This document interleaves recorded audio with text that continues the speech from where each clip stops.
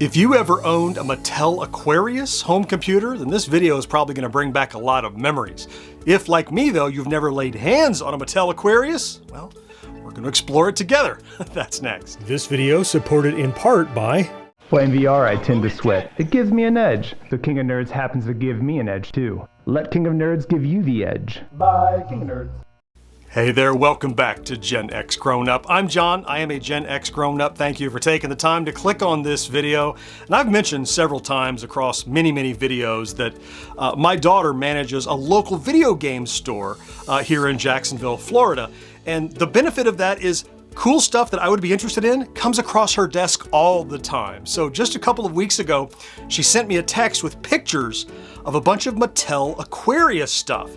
And coincidentally, as it turns out, GenXGrownUp viewer and fan Sean B was actually in the store, had no idea my connection there with my daughter or anything, but was there selling some Mattel Aquarius stuff. Now, I mentioned in the intro to this video that I've never touched a Mattel Aquarius. I've heard of it, and I go to a lot of, game stores and vintage festivals and thrift shops, and all my time going to those places, I've never even seen a Mattel Aquarius. But the setup that Sean B was trading in, there's just a lot of stuff in the box. So I had to do a little research because I know nothing about it. So Mattel, look, this is 83. Video games were like, what's going to happen in North America? They turned to a manufacturer to try to make a home computer for them. It ended up being called the Aquarius. And they released it in early 83. 4 months later, discontinued. No more. So they had planned a sequel, the Aquarius 2, but I guess they sent all that back and the manufacturer maybe released it in France anyway. So it's a very short-lived home computer that had a few peripherals and it had a pretty decent launch lineup, but nothing ever came of it. So I have on loan this Aquarius setup, and I know that it works because they already tested it before they took it in on trade. We're just going to explore it. I've never touched one. We're going to set it up, plug it in, see what it plays like, and make sure we put it all back together nicely because somebody's going to come back to that game store and want to pick up this kit because it is in great shape. Let's go take a look. Just finding a boxed Aquarius would be impressive enough, but that's only the tip of the iceberg. So here is the full PC that you could have bought and taken home and started using. Plus this mini expander thing that adds, it looks like controller ports and more memory and stuff. And then there's this extra 4K of memory boxed, this little module, plus one game, Nightstalker for the Aquarius, which I'm gonna guess is like Nightstalker on the Intellivision, because it's also Mattel, so most likely it was a port of that. But I've never touched any of this and have all of this boxed. I don't know what manuals, who knows what all's in there. Let's get, I'm gonna take a look and see, and I wanna try to play this now. What is it, a 42-year-old computer that somebody took really good care of. The Aquarius had one of those rubberized little chiclet keyboards, not unlike the ZX Spectrum, I guess. We'll see when we get into it, but contains all you need to get started, not game cartridges, so to get started programming. Anything else interesting on the box here? I mean, a look at that old 70s inspired, it came out in the 80s, but that looks like the 70s. Like that's stock photography from, oh man, looks like straight out of the 70s. So here's a look at in use. Here's some of the peripherals. So you can see here they have some cartridges loaded, memory cartridge, mini expander that they have. That's not included, of course. We have that here to try out. This printer or plotter thing was an accessory. This launch was comprehensive. They had all kinds of peripherals in mind. This was poised to take off, and it just didn't. It just didn't at all. So let's get inside the box and see what this 40-plus-year-old computer looks like today.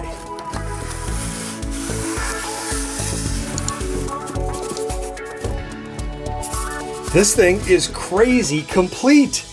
Wow. I mean, look, a little water damages. I don't even say it's called damage. It got some moisture in there, a little kind of rust on these wires. But look, the owner's manual, the intro. Remember when you'd get an owner's manual for a computer or a game or something, and it was actually how to use it, how it worked, how to program it? I wish I could just own this. Just to look at this. Programs in here you can type in, and this little this thing that stands up. You can see I'm not going to stand. I don't want to bend it out and damage it or anything, but it's a little bit rigid. but you can see its overlays. Talks about the overlays for the keyboard, where the cartridge port is, the special keys, the setup. It's like this quick start. Oh, it's a program for how to show the colors, color codes, troubleshooting, phone help. Wow. Wow. Inexplicably permanently connected to this beefy power block. It's hardwired in the back. Then a little AV cable that goes into the switch box. In this case, it just goes right into the coax. We have an adapter on here. Let's look at the unit. It's not an unattractive little home computer. Now here's that rubbery keyboard. Yeah, it feels a lot like the ZX, actually, the Specky. And it can be maddening to touch type on, but I think if you were just, you know, some simple data entry, but all right, and you know, keys all still look good. Over here is this expansion port, just a little click-in thing that you pull out. There we go, and that's where the expansion plugs in. Oh, let's look. There's a power switch on the side. Let's look around the back. All right, a dedicated plug for the printer, for the cassette, the channel 3 and 4 switch, and there's the AV plugging into the TV, and there's that permanently wired power cord I was telling you about. Then we have what they call the mini expander, which goes in that port that we saw over on the right-hand side and gives it more capability. In fact, this is the only thing. You have to have this to be able to play games with a controller on it. We'll just say over here, accepts memory cartridge up to 20K. Wow. 2 ports, 2 detachable hand controllers, adds 2 more channels of sound. So it is an expander. It's not just for ports. It actually has some extra logic on it, I expect. It explains it back here. Add versatility to your Aquarius. Yeah, more sound channels, corded controllers, used with your Aquarius. Yeah, let's get in.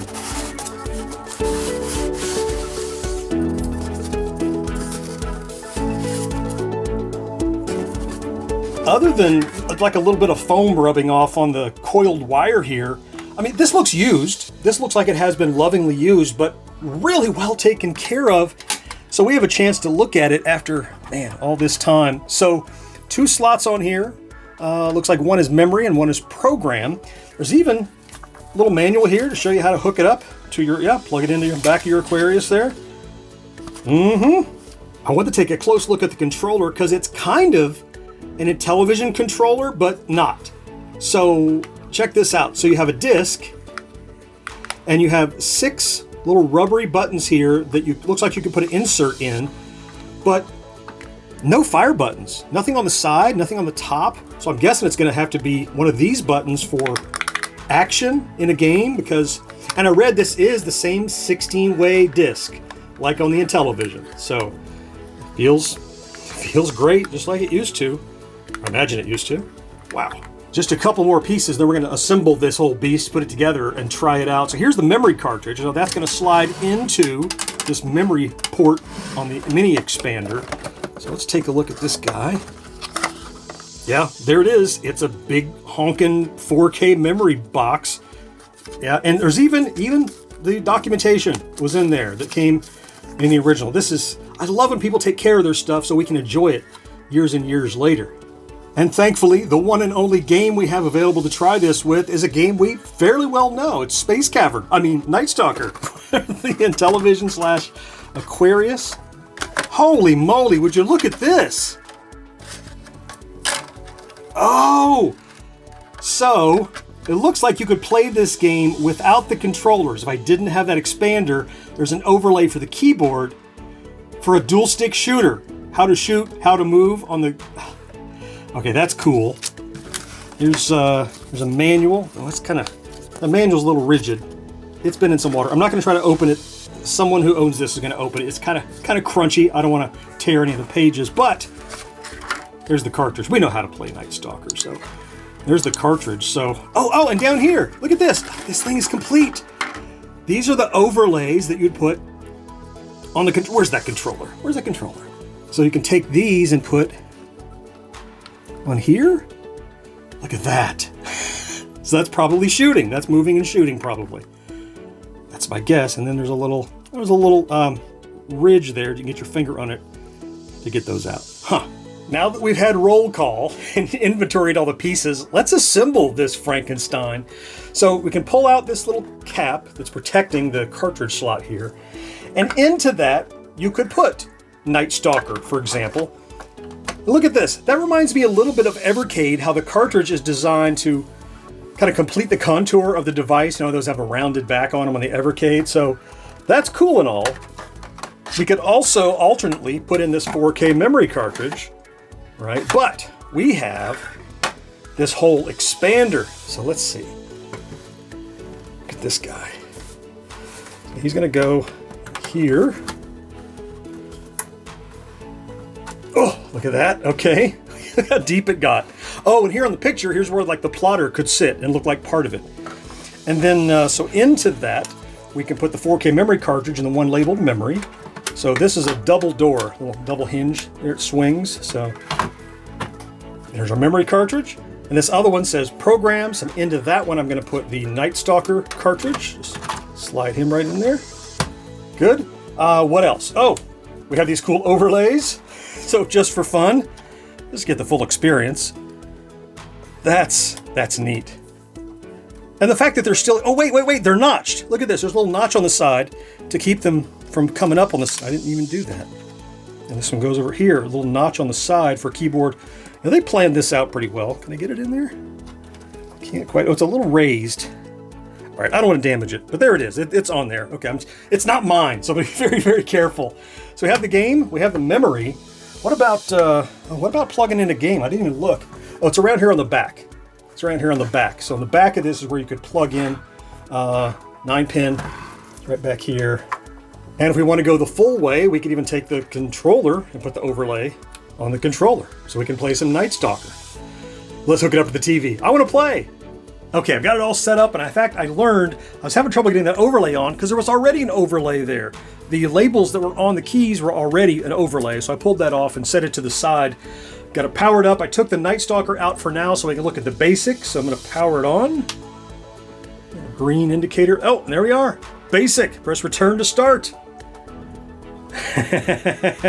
Yeah, a version of Microsoft Basic. I'd read that. Okay, let's program something. 10 space. Let's see. We'll print the quote. Yeah. Next. On. UAR. Aquarius. Exclamation point. There it is. Boom. And a space and a quote and a semicolon. So it'll wrap. Okay. So let's see if that works. Run. It did. Okay. Well, let's do a stupid loop. Go to 10. Oh, that's a GTO 10. That's a nice car, but it won't get us anywhere in programming. Go to 10. Oops. 10. All right. Let's try it. Boom. That's great. I had to look on the little thing here to find out where break is. There's a control key and it's control C for break. There we go. And there's the break. All right. Let's try Nightstalker. We got to give it a shot, right? Let's power it off. Throw Nightstalker into the cartridge here. Go. Turn it on. There it is. Aquarius home computer system. Nightstalker, written in '82. This computer system came out in '83. So yeah, this is the dual stick shootery thing. Sure enough. So let me make sure the volume is up here. So I just hit a button and yeah. Oh, they put the gun right there. That was nice of them. So I'm just moving and I can shoot with the left set. This is the shoot cluster, and then here's the move cluster. Oh, but I have my controller, right? So let's see. Ah, there we go. And then I can shoot. Yep, there we go. Can I shoot that bat? Oh, I missed him. Oh, bad guy. Bad guy. No, shoot over there. Shoot over there. Ah. This not very intuitive, these controls, honestly, when up and down, left and right is here. I like to shoot at one robot at least. Come on. Let's get down here and get this robot. Shoot! And then go up here. Go up here! Oh! I missed him and got shot. Ah! Come on, one robot. One robot. There we go. Get a bat, maybe? No, come on. Bat! Okay, kill the bat. Get a monster, maybe. I got one! How about a robot now? Gonna shoot up here. Oh, there's a... That's... You know, if you had a home computer and it played Nightstalker, I think you'd be pretty happy. And have all these accessories. I just love this old tech. We'll get one more, and then we'll call it a day. Because I have to get all this stuff boxed up and send it back to the store. Oh, oh! He's coming up. Get him! Got him. This is really, really cool.